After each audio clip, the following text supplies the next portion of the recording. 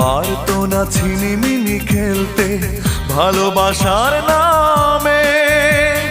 জীবনের সব কিছু হতো না বিলীন এত বেশি অল্প দামে। আমি আমার মতো করে আবার নতুন ভাবে জীবনটাকে শুরু করতাম। কেউ ভালোবাসি বললে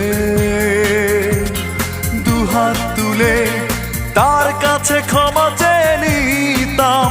কেউ ভালোবাসি বললে দুহাত তুলে তার কাছে ক্ষমা চেয়ে নিতাম। যদি চোখের জলে দুঃখকে মুছে ফেলা যেত